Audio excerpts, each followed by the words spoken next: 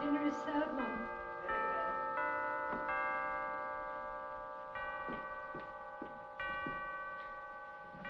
Of course, it would be too much to expect anyone else to be ready. I thought so.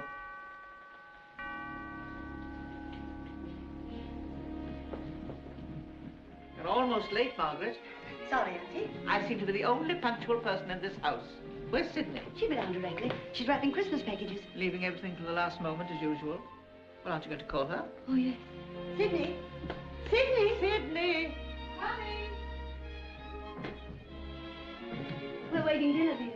I'll be down in a minute. And don't go tearing about like a tomboy. I've told you 1,000 times. 10,000 times, Auntie dear. Margaret, what are we going to do with that girl?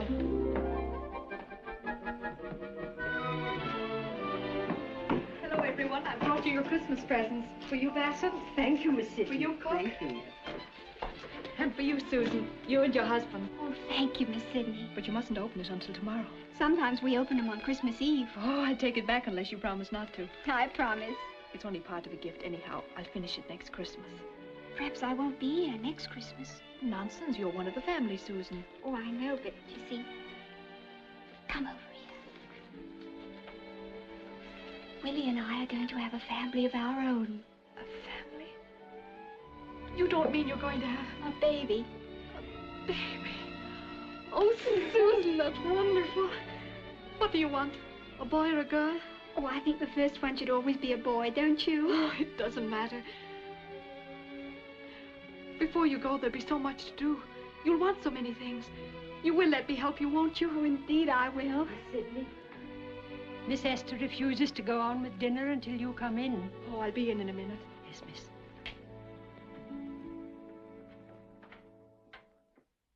For what we're about to receive, may we be truly thankful. Amen.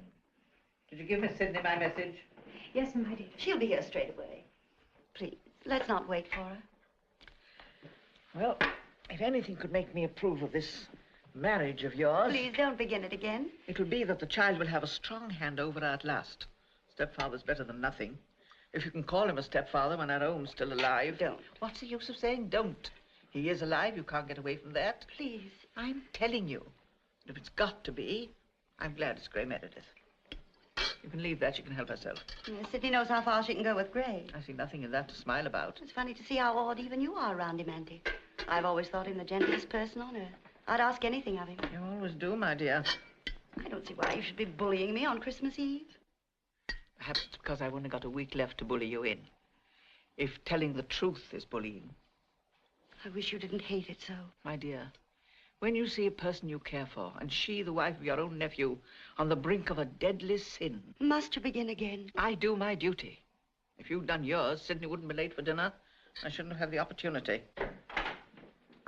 Merry Christmas, everyone. It isn't Christmas yet. Oh, well, it's easier to say than Merry Christmas Eve.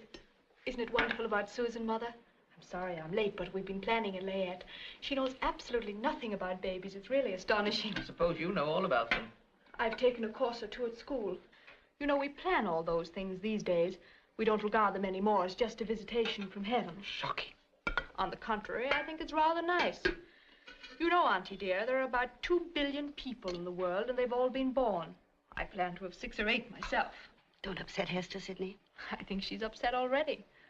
How goes your particular battle? Battle? Such talk on Christmas Eve. That reminds me, Auntie.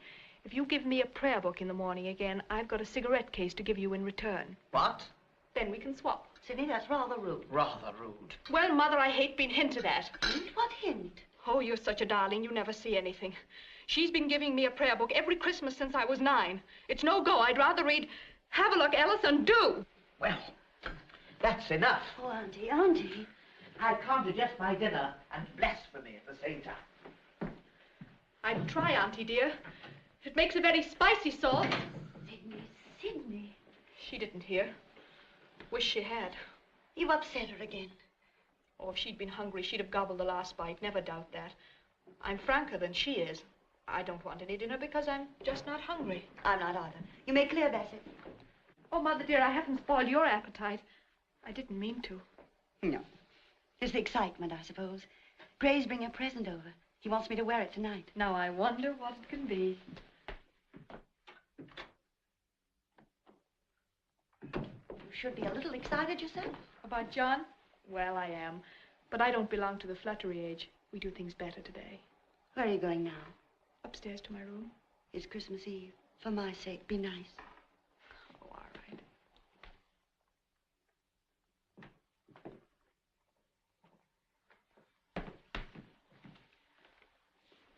We decided not to have any dinner either. Why not? Well, if your fiancé was coming to visit your mother and charming aunt for the first time, would you want any dinner? Fiancé engaged at your age, it's preposterous. Mother was married at my age. One really doesn't know much then, though, dear. One doesn't know the same things, if that's what you mean. One doesn't know anything at all. I hope your young man won't mind my not being here to greet him.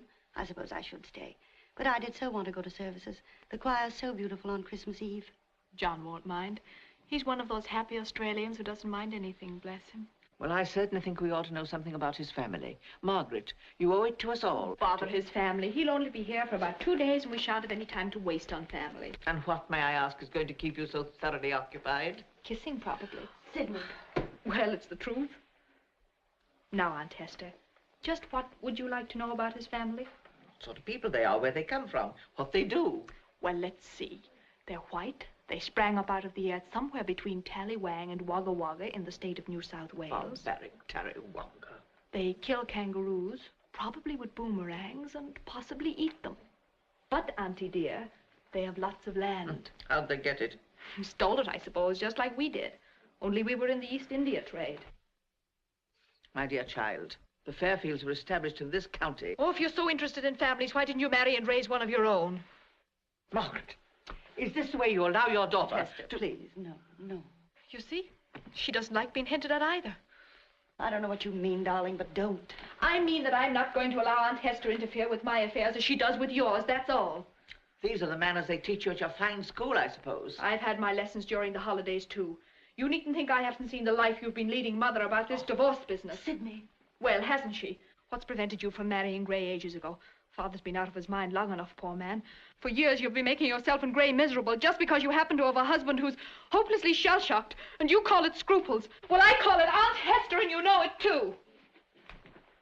Margaret, I'm afraid you'll have to go to church without me. I'm thoroughly upset. You brought up your daughter to insult me, and I know why. I'm the wrong side of the family. I'm the only one in this house who remembers poor Hillary.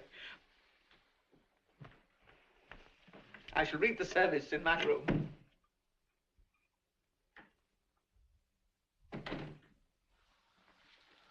I don't know what to do.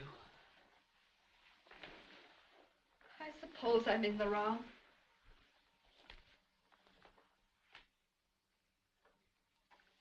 I'm always in the wrong.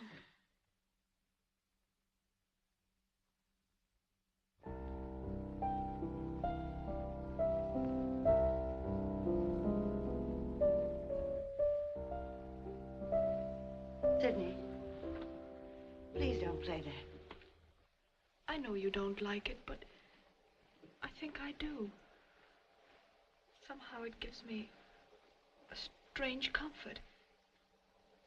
It makes me feel that I know Father a little, even though I've never met him. It's exactly like him. I'm sorry I rode with Aunt Hester, too. I know, dear.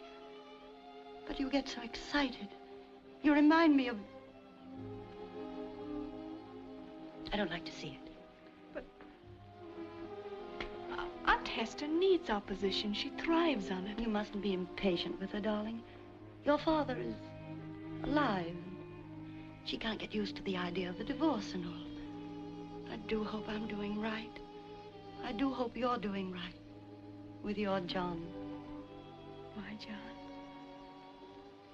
Oh, Mother, I'm so much in love with him. I thought I was in love at your age. But I know what I'm doing. I thought I knew. It was the war that did it. It was nobody's fault. It was just the war.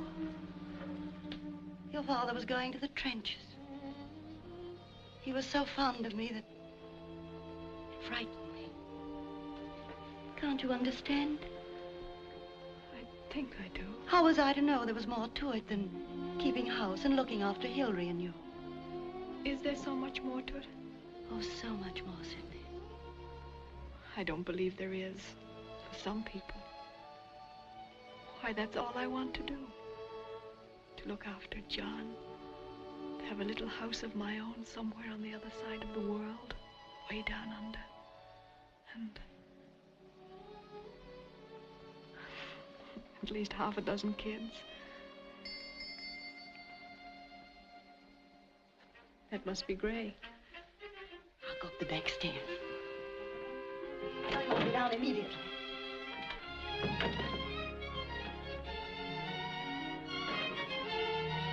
Good evening, Master. Good evening. Mom will be down in a minute. I'll keep my coat on, thanks. I'll only be here a little while. Well, here it is. She's been so excited, wondering what it's going to be. By the way, you better take a look in the car yourself. Me? A present? Hope you like it. Oh, thanks.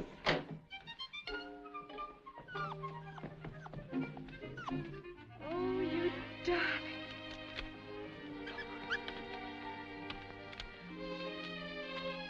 Hello.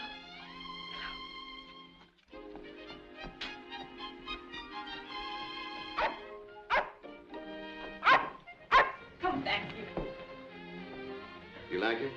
Oh, thanks, Gray. He's wonderful. I'm going to name him after you. That's not much of a compliment. It's a compliment for him.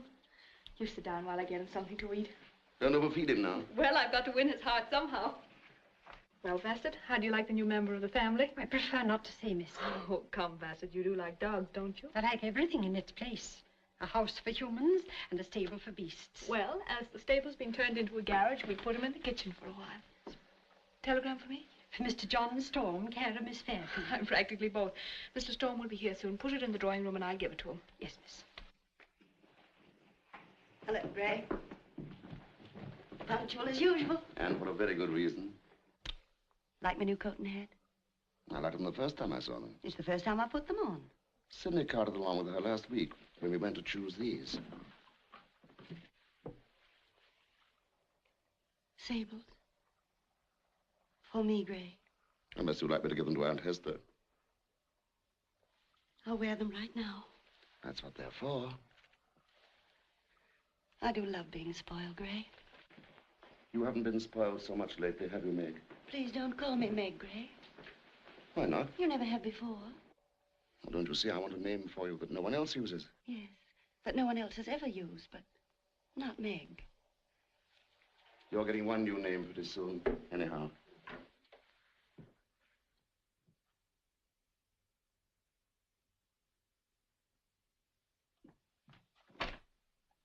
Miss Sidney, the car's just arrived. Oh, that must be he.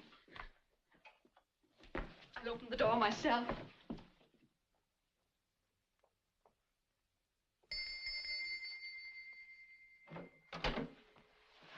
I'm so glad to see you, John. Glad to see you too, Sidney. Give me your coat. Do I look all right for the family? Mother's out and Aunt Hester's in her room sulking and reading a prayer book.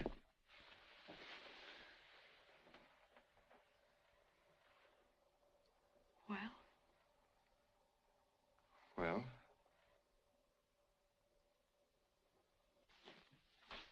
Come over here.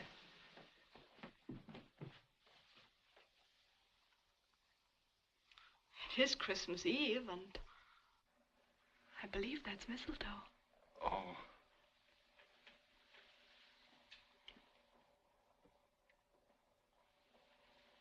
Satisfactory? I'm not quite certain. Well, I'll have to do it over again, eh?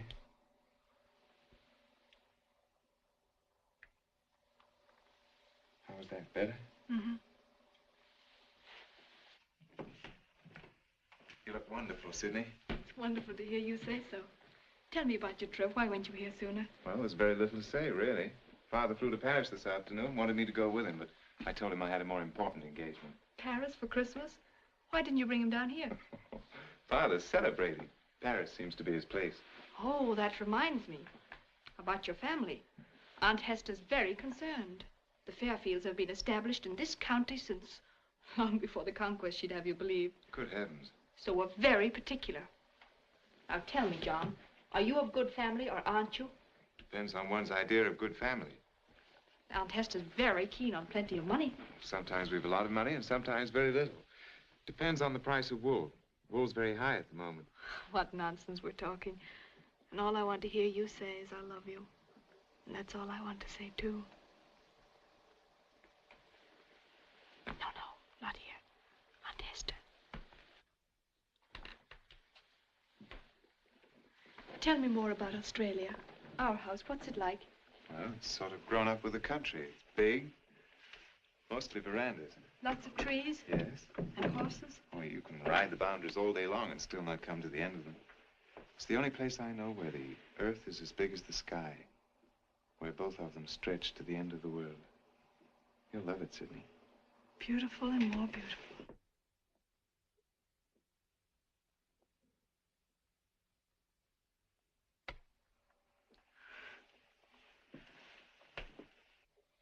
John, let's promise each other to be happy. Let's not be like most people.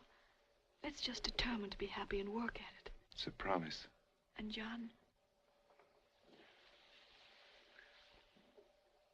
I want children. Have I ever talked to you about the children? Seems I recall something about them. With all that land, we're going to have plenty of room for maybe 6. Maybe 8. Maybe more. Any specifications? Half boys and half girls, half with blue eyes and half with brown. What'll we name them? What'll we name them? Matthew, Mark, Luke, and John for the boys. Ruth, Sarah, Rebecca, and Mary for the girls. That'll reconcile Aunt Hester to the whole thing. I can just see her face when we send her the 8th telegram. Oh, dear. What's the matter? There's one for you.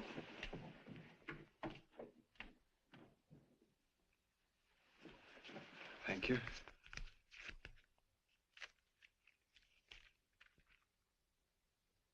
Oh. What's wrong? Oh, Dad's in trouble again. I knew he'd do this. Listen, dear son, the gendarmes have thrown me in jail because I resented insult. Law's here much different than at home. Come at once to help your loving father, Bill. Come at once. Does that mean you've got to go? Oh, I'm sorry, dear. There's nothing else to do. Is there? I've been looking forward to this for months and months. Here it is, Christmas Eve, and... Oh, you're not angry, are you? No. Oh, please understand.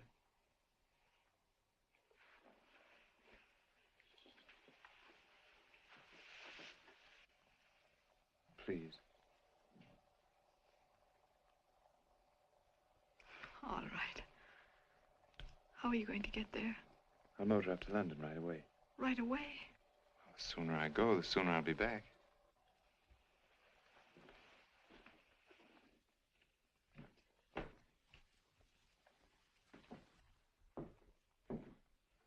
I don't see why the Paris police can't understand that your father doesn't know their laws. You don't know how easily Bill insults, especially when he's celebrating.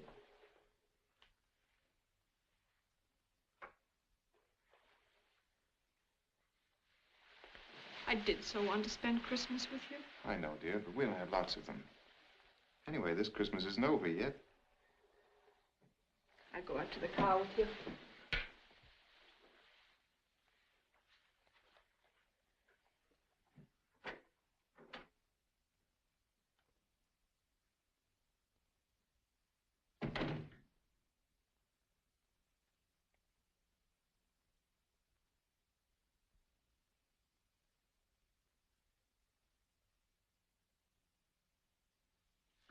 Drive carefully. And don't let anybody insult you.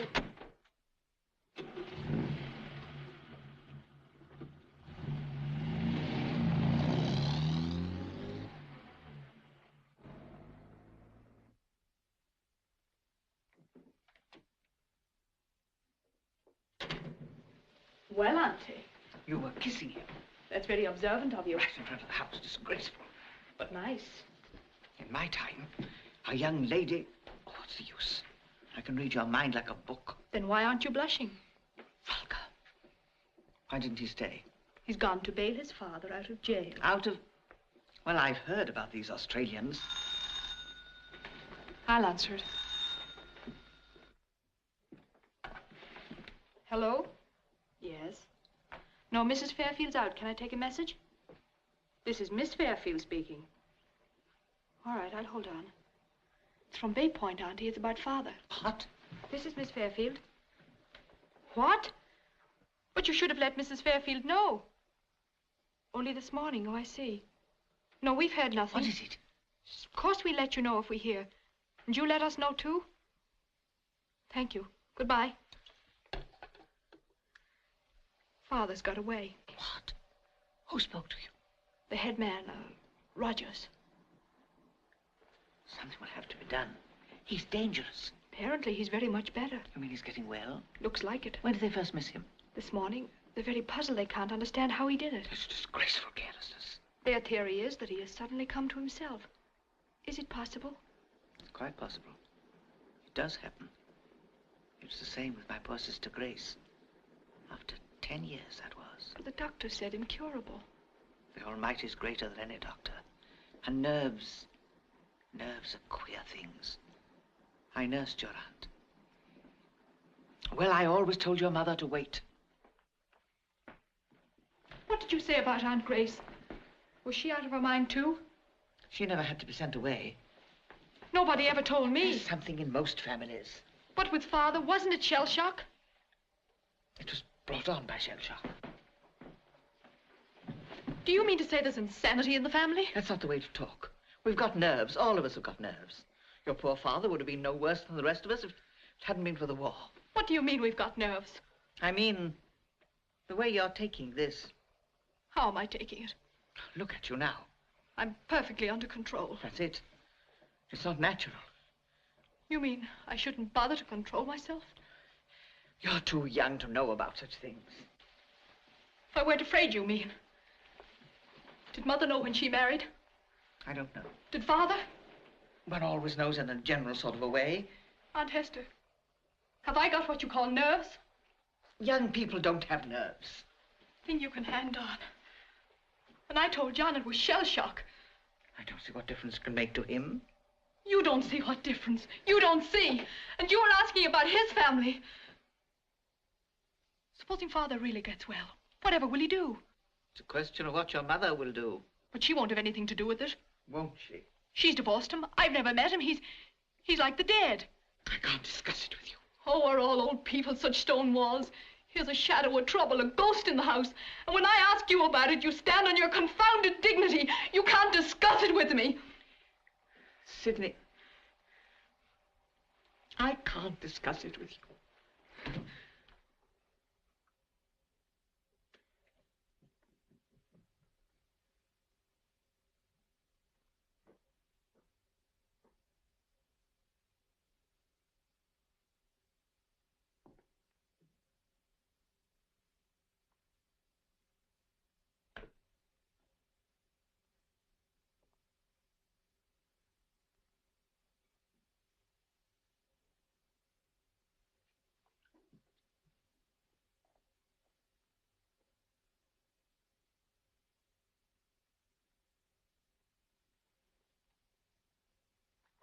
Bassett! Bassett!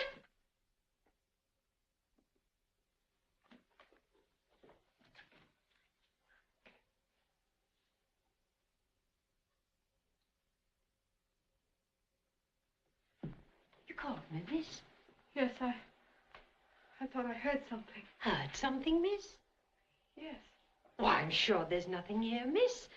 Let's go and have a look.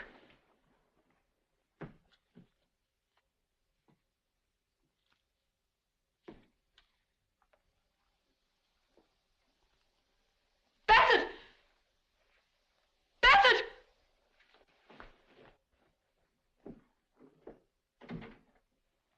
Yes, miss? The door was open. It probably wasn't latched properly. It's quite all right, miss. Would you like me to stay here with you? Why should I? Oh, no reason at all, miss. Good night, miss.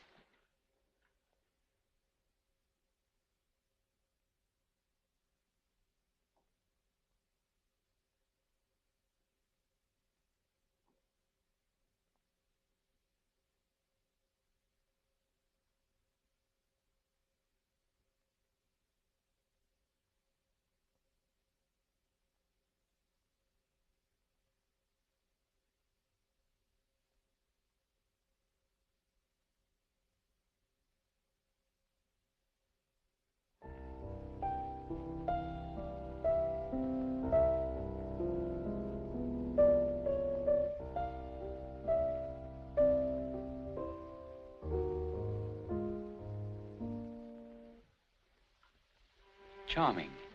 You played it very well. But why don't you finish it? Because you can't. It was never finished. I know. Because I wrote it. I wrote it in this very room on this very piano. But, who are you? I think I'm your daughter. Daughter? Daughter? By George, that's good, only it's impossible. You're forgetting what years But of course I am. Years and years. A lifetime. My daughter's lifetime. What's your name, daughter?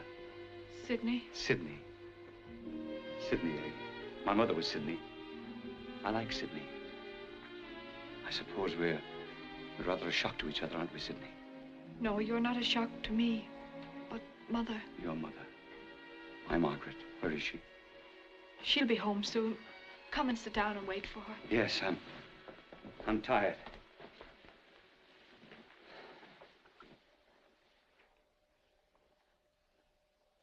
Isn't this queer? Makes me want to cry. Why? That's all over. Laugh. Laugh. That's the thing for us to do. What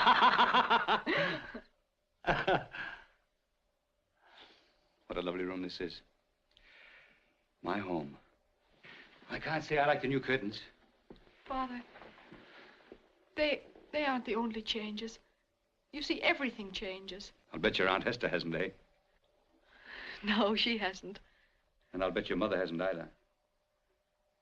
Is she as lovely as she always was? Father. Father. Father. You know, that's a new word for me.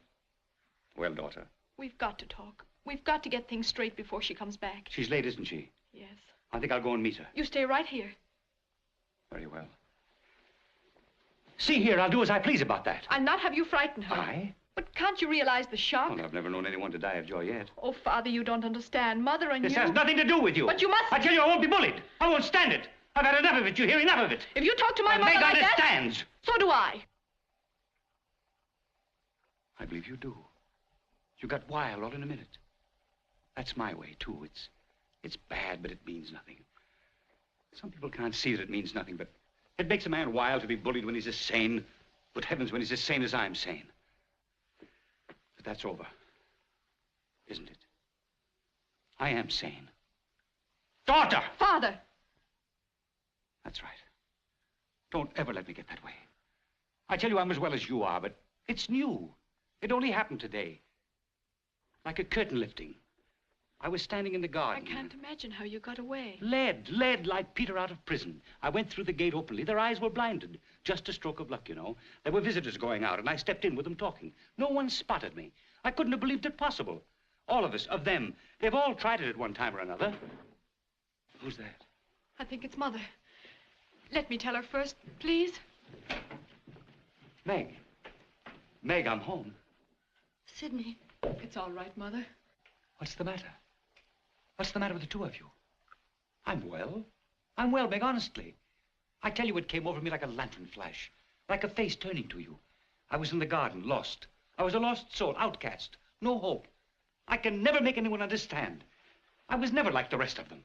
I was sane, always. But the face was turned away. What face? The face of God. Well, you don't say a word when we think you weren't glad to see me, aren't you? Of course. You poor Hillary. Oh, how wonderful to be home. Wonderful. I was a dead man in that place.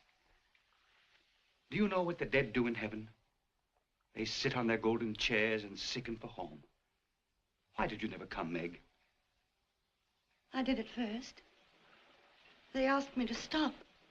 It only made you worse. Well, that's because I wanted you so. But you didn't know me. Well, my voice didn't. My speech and my actions didn't. But I knew you. Meg, behind the curtain, behind the dreams and the noises and the abandonment of it all, I wanted you. Look here. I tell you, we mustn't talk of these things. It isn't safe. Fears somehow become creatures. And the fears in my own mind become creatures that I can see.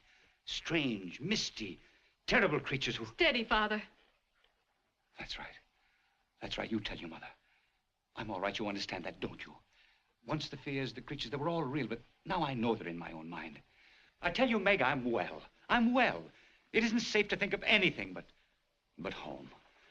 the holly, the crackle of the fire, and the feeling of peace.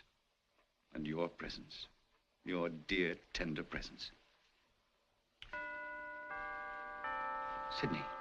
Yes, Stop Father? them. Stop them. We can't have any bells in this house. Yes, Father.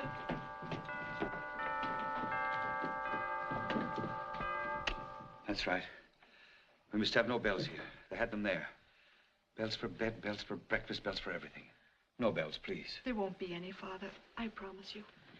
But you must keep calm. I'm sorry if I get excited. I'm so tired. You need rest, Father.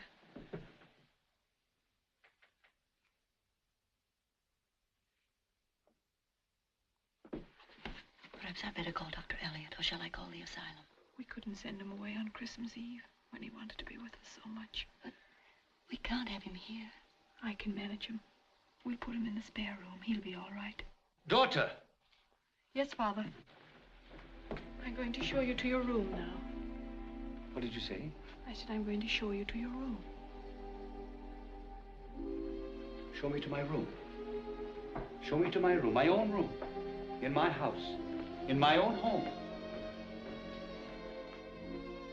Wonderful, daughter. Wonderful.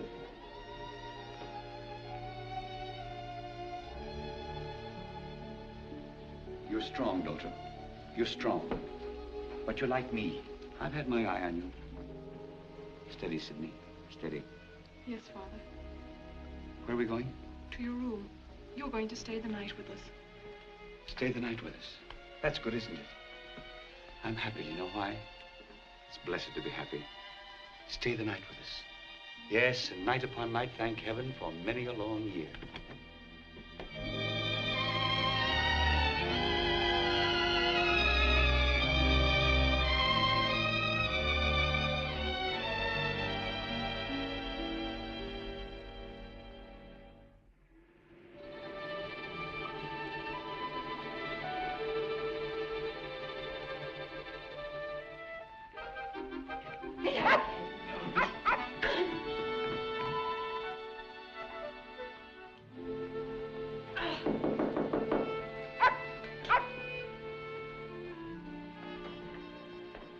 Merry Christmas, Bassett. Thank you, sir. Some it may be. To me, it's nothing more than running about the house after that dog you gave Miss Sidney. Is the bell out of order? I rang for quite a little while. No one answered. The bell was disconnected this morning. Well, that's odd. Here's a message from Miss Sidney under the door. Thank you, sir. Where's everybody? At breakfast, sir. May I bring you some coffee? I might as well have it with them. Mrs. Fairfield said you were to have it in the drawing room, sir. She'll join you in a moment.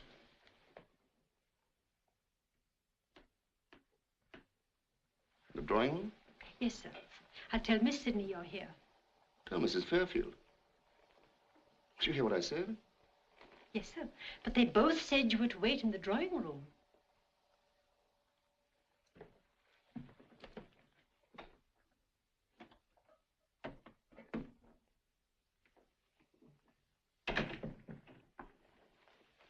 Is he here? Yes,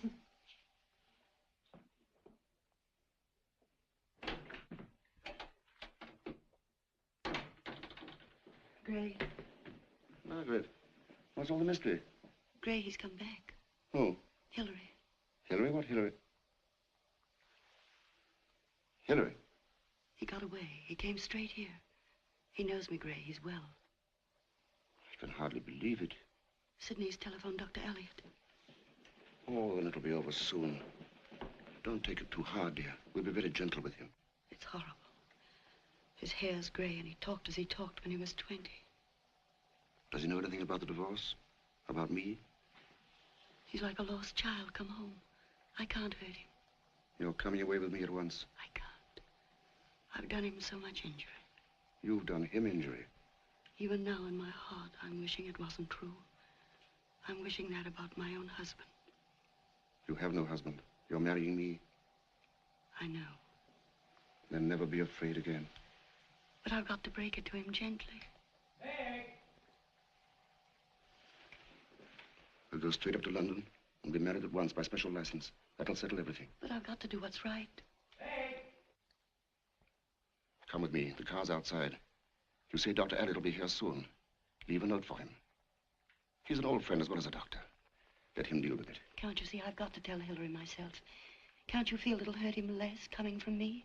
It'll hurt him 1,000 times more. And think what it'll mean to me, knowing you're in the same house with him. Meg, oh, Meg! I'll go to my home for money and some papers.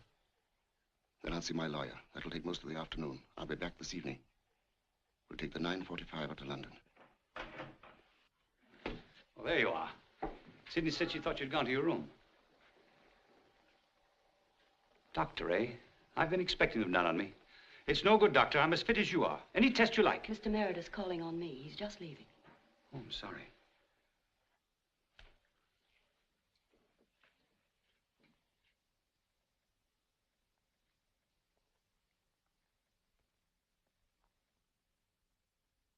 I don't like leaving you. You must. It's better.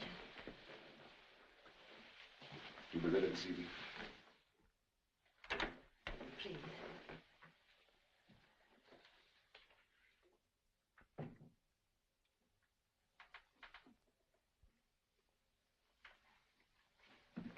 Who is that man? His name is Gray Meredith. What's he doing here? He's an old friend of mine. I never knew him, did I? It's been in the last 5 years. Do you know what I think? I think he's in love with you.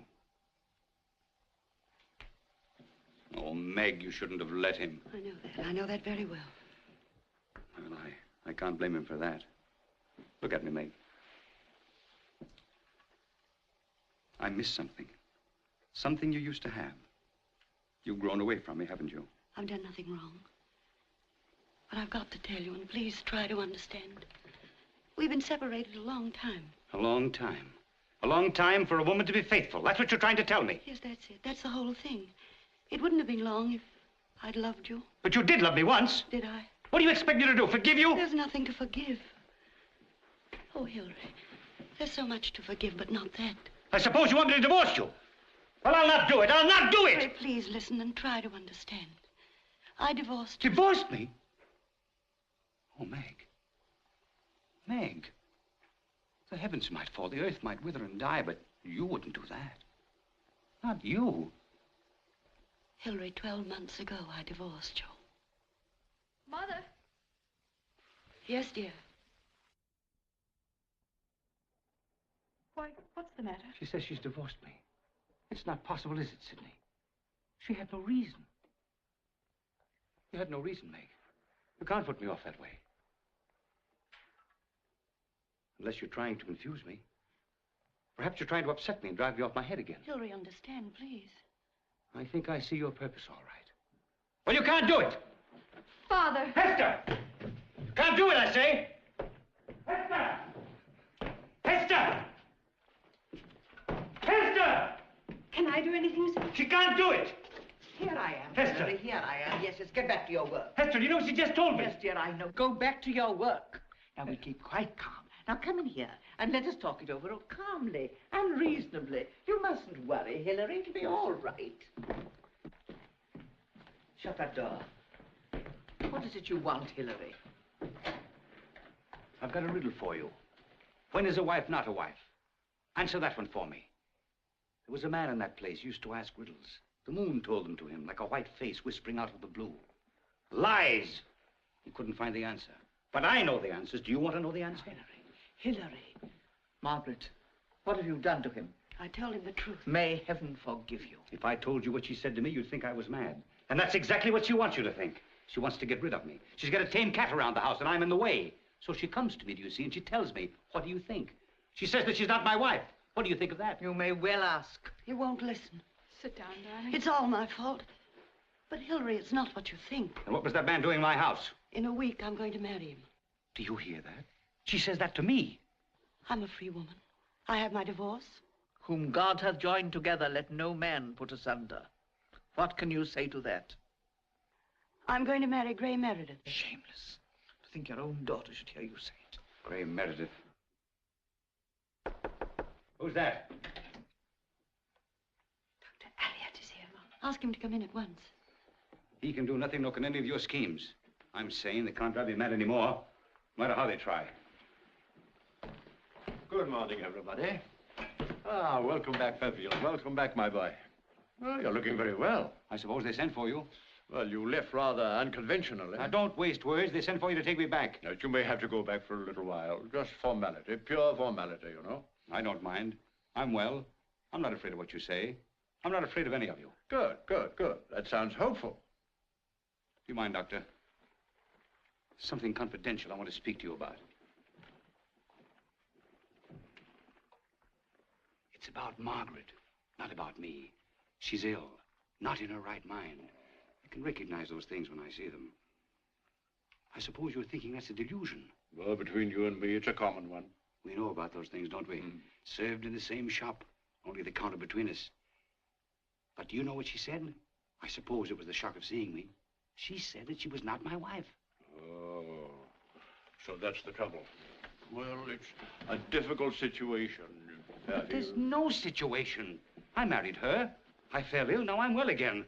I want my wife. Yes. I suppose you call that humoring a lunatic. Fairfield, I hope to be convinced that your trouble is over.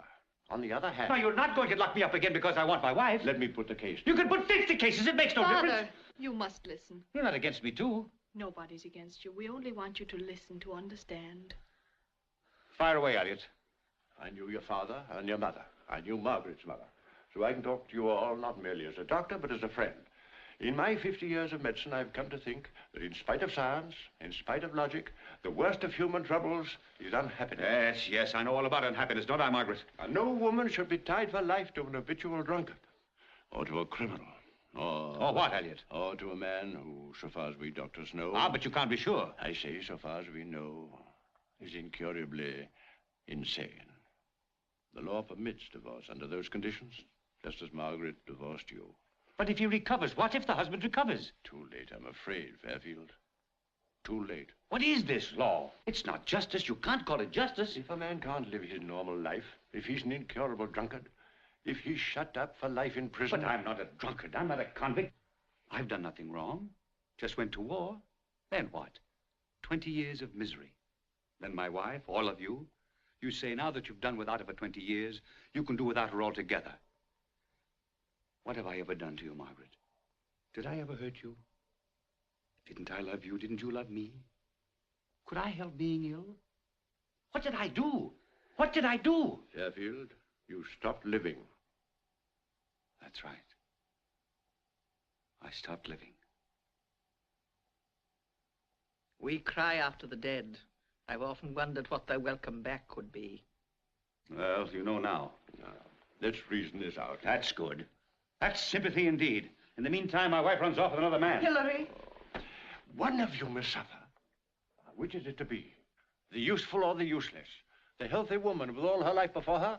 Or the man whose children should never be born? Dr. Elliot.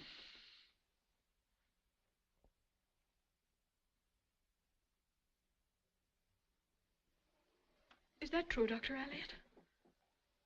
Is it true? Tell me. Yes, Sidney, it's true.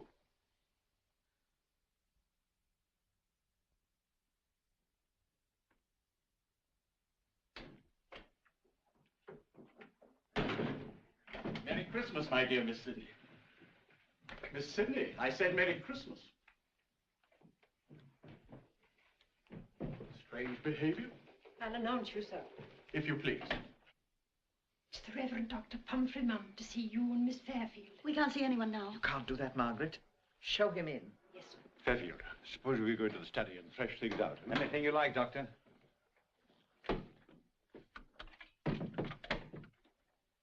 My dear ladies, Miss Fairfield. Good morning. Mrs. Fairfield. How do you do? What a time to call. You don't mind? Not at all. Won't you sit down, Dr. Pumphrey? Please.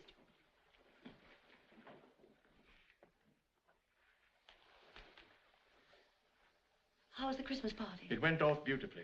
My time is short. I'll come straight to the point. I've just heard some very disturbing rumors. Yes. Not to make things more painful than is necessary. Mrs. Fairfield, to be forthright, is your husband alive or dead? My former husband is alive. I'm deeply shocked. But you knew he was insane. I told you when you first came into the parish. But I didn't know he was alive. You're so foolish, Margaret. It's not the insanity. It's the divorce. I cannot tell you, after agreeing to perform the rites for you and Mr. Meredith, I cannot tell you how shocked I am To think that I was within a week of remarrying a divorced person. But our church permits divorce now. Winks at it, Margaret. Winks is hardly the word. What word would you use? I'm not concerned with words. Our church, broadly speaking, leaves these matters to the discretion of its clergy. It's a matter of conscience. You may be remarried, yes, but not by me. But the plans are all made, the invitation's sent. Margaret, why don't you tell him the situation has changed? Nothing has changed. Changed? My nephew's recovered. He's returned well. He's in the house now. Then I'm so sorry to have pained you. Ah, Mrs. Fairfield, within a year, you and your husband would look back upon this episode as a dream, simply a bad dream. I have no husband.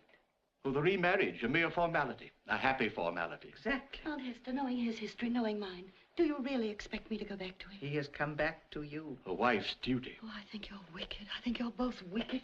Mrs. Fairfield? Control yourself, Margaret. Dr. Pumphrey, do you love your wife? What's that? Margaret. Do you love your wife? Mrs. Pumphrey and I are most attached. Suppose you weren't attached. Think of it. To want so desperately to feel and to feel nothing.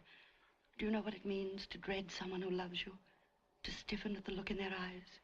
To pity and to shudder? Margaret. Oh. Hello, Humphrey. Elliot. Well, I must be leaving now. A few calls to make. Before I go, you will not reconsider? I will not. Miss Fairfield. I'll come to the door with you.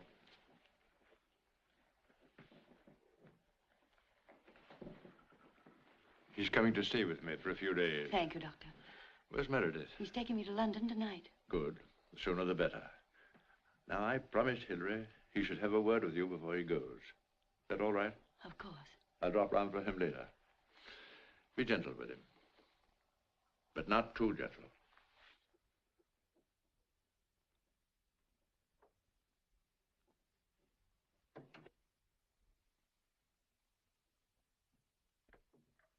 Have they gone?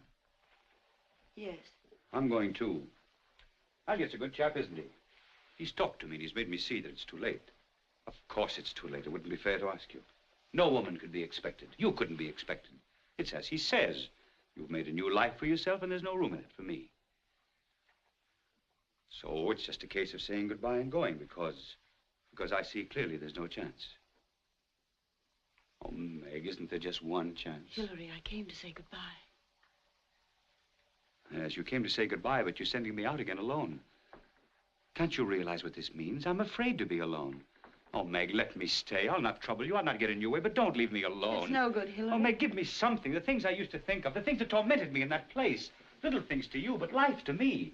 The rustle of your dress, the touch of your hand, the sound of your voice about the house, things that you'd give your dog. It's no good, Hilary. I don't love you. Yes, but when we married, you promised for better or worse, in sickness and health. You can't go back on your promise. Not to me, Meg. It isn't fair. But you can't sentence me to that misery again. You don't know what misery means. I'm learning. But you don't know. You couldn't lead me to it if you knew.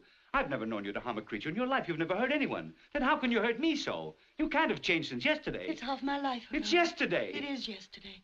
It's the way you took me then, and you're doing it again now. Doing it again now? Then you're not going to leave me. You can't send me back to that place, can you? I suppose. I can't.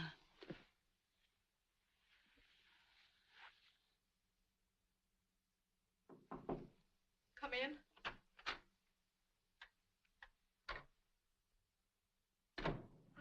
It's late, Miss Sidney. The others have dined, and I thought you could do with a bit of food. I told them I wasn't hungry. Take it away. Yes, miss. There was a message telephoned for you. What was it? It was from Mr. Storm saying his car broke down and he'd arrive on the 9:40 train tonight. Thank you. There's nothing wrong, is there, Miss Sidney? What if there is? Oh, excuse me, miss. I'm sorry, Susan. I've been rude. It was thoughtful of you to bring the tray. I'm not hungry now, but I might taste it later on. Oh, I thought you would. Shall we put it here? There. Is there anything else, miss? Are you sure? Yes, there is. I want to talk to you, Susan. Come and sit down. You're not working too hard. Oh, no, miss. It's not half as bad as people make it out to be. You're very happy, aren't you? Oh, yes. It's a bit like walking about this world with your eyes all the while looking into a new one. It's not very clear, is it? Very clear, Susan. How long have you known Willie? Oh, years and years, miss. We used to play together when we were toddlers. Do you know his family? Like my own. They're all well, aren't they? We're as healthy and hearty folk as you'll find anywhere in the county. But why were you asking? No reason. I was just interested.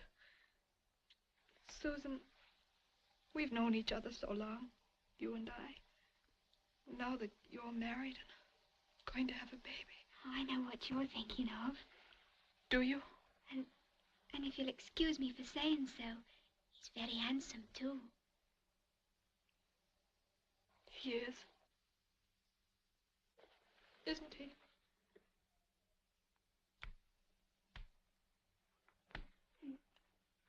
And since we're speaking of it, my being so happy and all, I'll hope and pray that all your children will be as handsome as the both of you.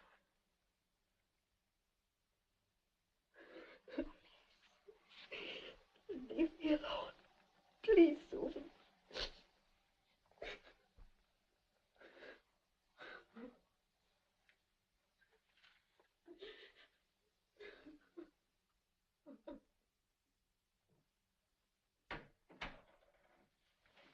Margaret? Your bag's packed? Why? Why not? What's up? I'm not going with you. I've got to stay here, Gray. I've got to stay with him. There's only one thing for me to do, to have it out with him. Where is he? He's asleep. Dr. Elliot gave him something. Margaret, our train leaves soon. You better get your things ready. I can't fight Hillary. It's my own fault. I ought never have let myself care for you. Oh, be sensible. I've got to stay with him. You can't say that. I've got to stay with him. So, you've got to stay with him.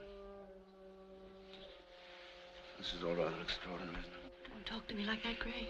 I'm being as patient as I can. It isn't easy. Easy. Do you mind telling me what you mean by all this? I can't talk. I'm only trying to do what's right. Then shall I tell you? You're telling me that you've been mistaken all along. That the last 5 years mean nothing. That you've never cared for me. Gray, don't say those things to me. But aren't they true? You know they're not true. Then what do you mean by saying you won't come with me? I mean Hillary. I've got to think of him first. He's weak. You're strong. I'm not strong enough to do without you. I waited a long while. Now you must come. If I leave Hillary now... Margaret, come. I can't.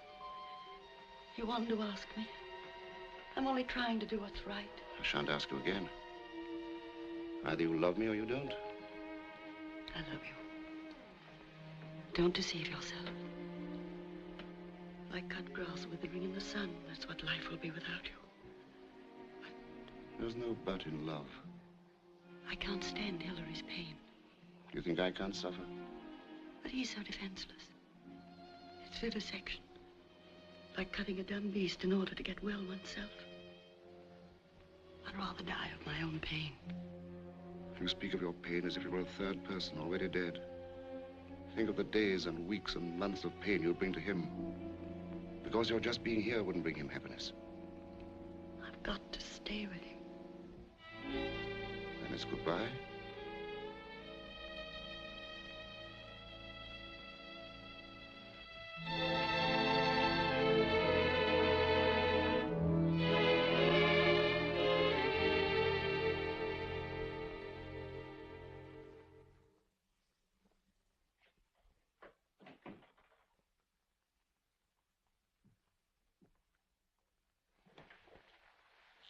Gray.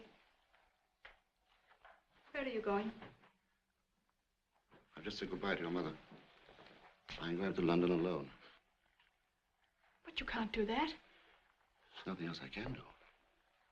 How can you have any feeling in your heart for her and leave her here? She wants to stay. That's not true. You know it. There's nothing else to do. Why? She chooses to stay. But you mustn't let her. She may be right. I don't know, Sidney. I really don't know. I do. You stay here.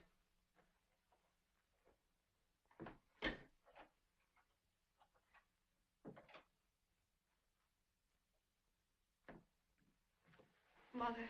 Yes. You can't say goodbye to Gray.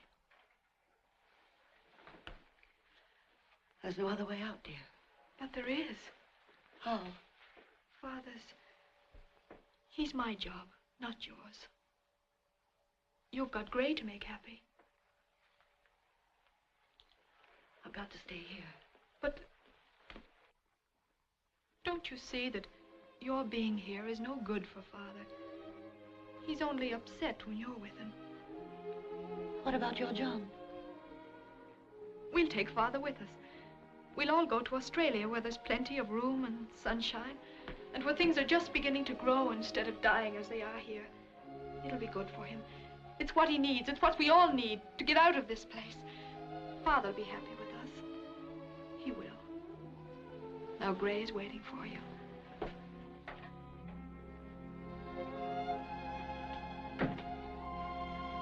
I can come with you, Gray. Can you, Margaret?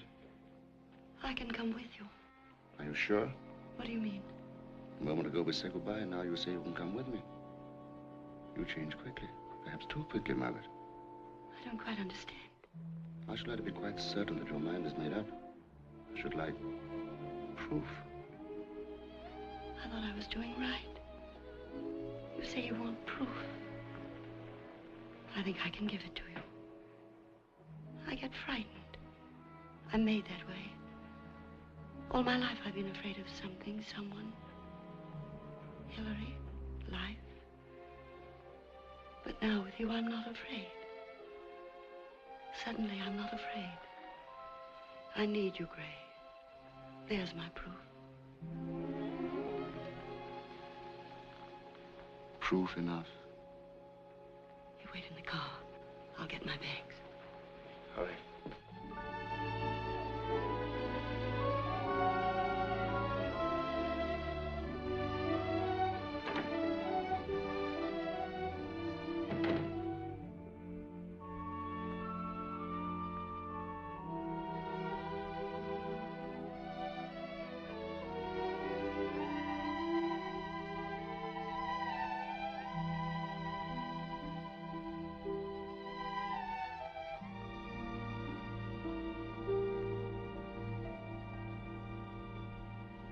Bassett? Yes, miss.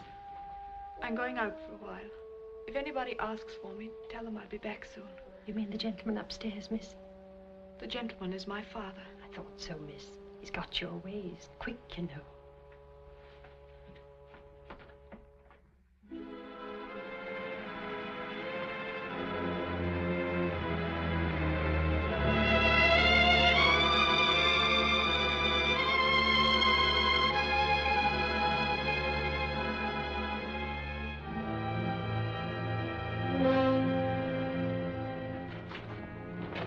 Going to meet somebody. That's all right, Miss Fairfield. Merry Christmas. Merry Christmas. John!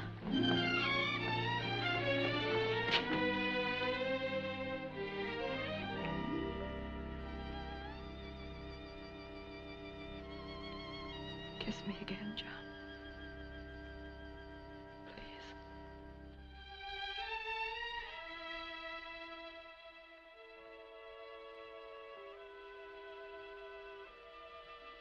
How's Bill? He's all right now. I think I'd like Bill. You'll love him. He's a little rough, but nice. Did you bring your car? Wait, John. I've got something to tell you. Let's go in here.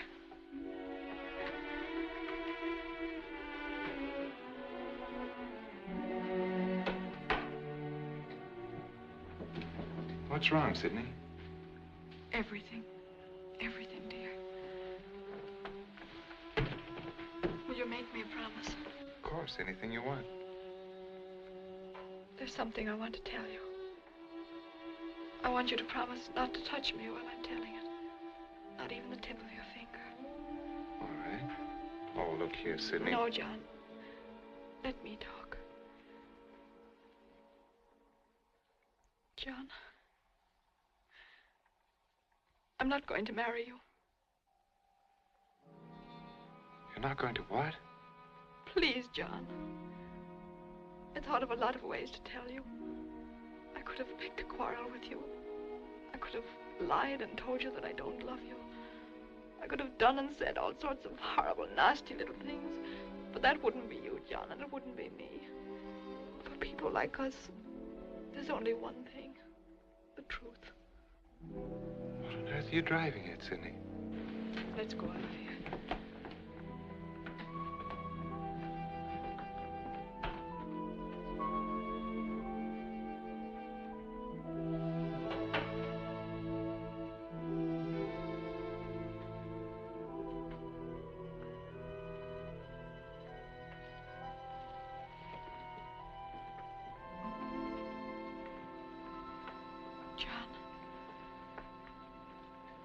You remember I told you about my father?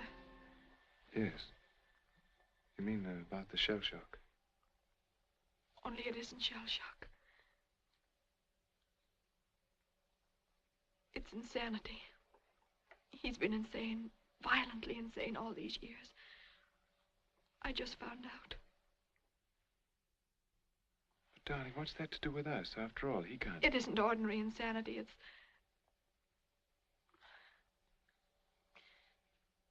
hereditary. It's in our family. It runs through our blood. It's in the very fiber of us. My father's aunt was insane. That's 2 generations and nobody knows about the rest. It may go back and back and back. I talked with the doctor. You wanted children. You're strong and healthy. Your mind is healthy. The thing runs through me like poison. It would run through our children. You can't do that to them or to yourself. But you can't ever tell. Oh, John, I know. I tell you, I know. Oh, children aren't so important anyway. You wanted them. So did I. Well, there are a lot of children without homes. We could adopt a dozen of them if we wanted to. What about me? Can we adopt a new brain for me? A mind that's clean and healthy? I found out about my aunt. They didn't send her away. They kept her in a little room, locked up, away from people. They only knew she was there when she screamed. You must never see me like that, John, never. I need you so much. If I can stand it, why can't you? You're a man. I'm dying. Inside, I'm dead already. Have a little mercy on me. The train leaves for London in a minute, and you must be on it.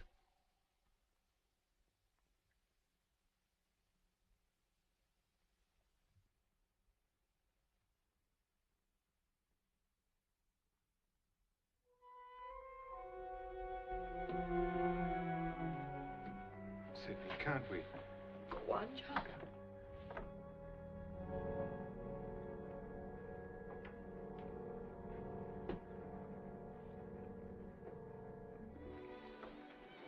Sydney, may I kiss you goodbye? You did. When I asked you. When we met. That was goodbye.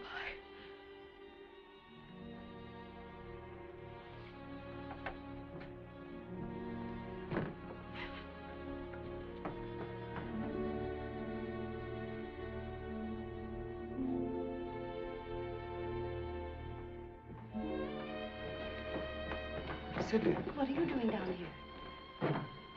I came to meet John. Tell him I plan on seeing a lot of him from now on. I will, Mother. And Sydney, I want to thank you. We both want to thank you for giving us each other. Everything's all right, isn't it? You better hurry, dear. Goodbye. Bye, Sydney.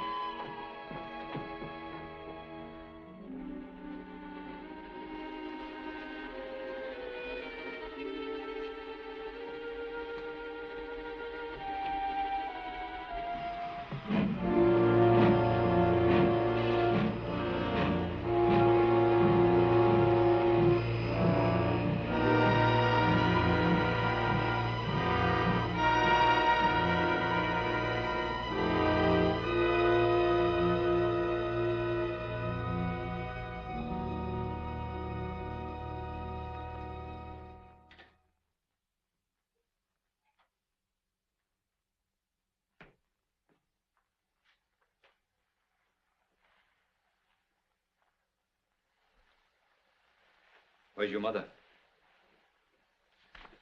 I said, where's your mother? She's gone. Gone? For good. Out of our lives. What are you trying to tell me? Do you mean she's run away? She's gone. That's the only thing that matters. I suppose this is your doing. Gone. Everything's gone now. Father, I haven't. But you're leaving soon. You're going to be married.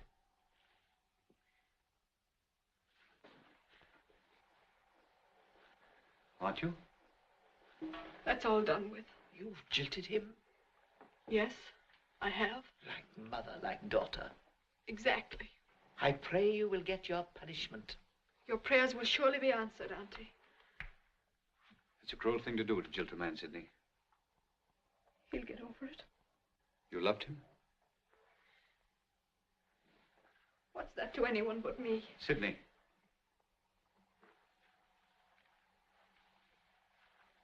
Are you crying? No, I'm not. You love him? I suppose so. Then why? Why? We're in the same boat, Father. That's the way they talk now, Hilary. They know too much, the young women. It upsets everything. I should think you'd hate me. No, Father. I need you just as badly as you need me.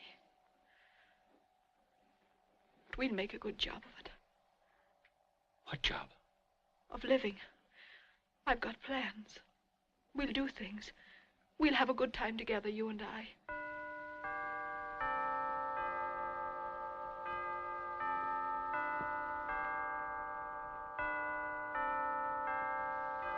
The bell. It's only the clock, Father. Yes, I must have had it fixed. It's the bell. Father, it's only the clock. It's the bell, Sidney. Now stop it, stop it. I can't stand it. Father, it's the clock. I told you I didn't want any bell. I'll clear it out. You...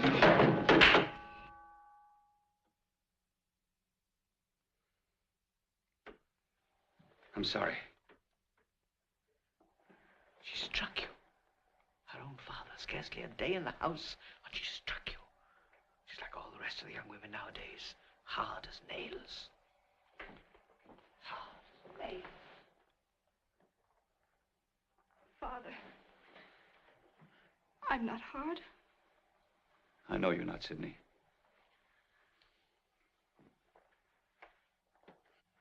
I know you're not.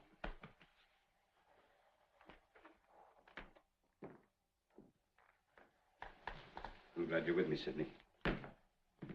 We're all alone now, Father. Yes, it seems a lifetime since we met. Yet it's only yesterday.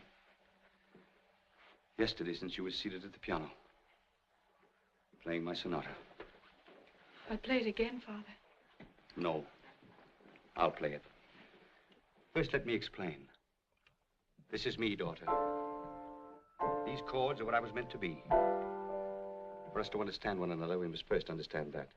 I think I understand us both. People used to find my music strange. They didn't like it. It made them uneasy. You don't find it strange, do you? I've played it too many times. I know. I knew it all the time. It came to me in that place. There were times there when it seemed there was moonlight about me and everything was calm and I rested. I think those moments of peace must have come when you were playing. Play now, Sidney. Play now.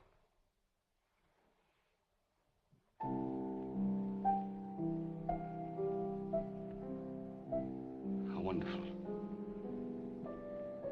How wonderful that I, who had never seen you, should find peace in the midst of torment when you played.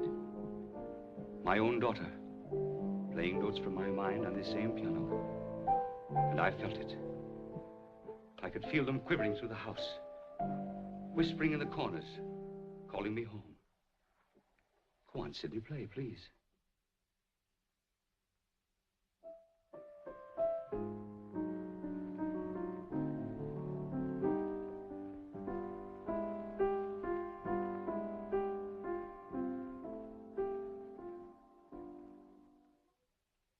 Go on, Sidney, please, play some more. That's all I know. It's not finished. And we'll finish it. Together, my daughter and I.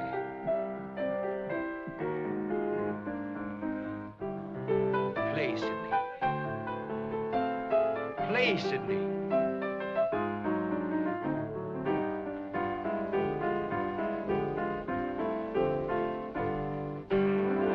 Let it come as a living thing. Not simply as notes and chords and rhythms.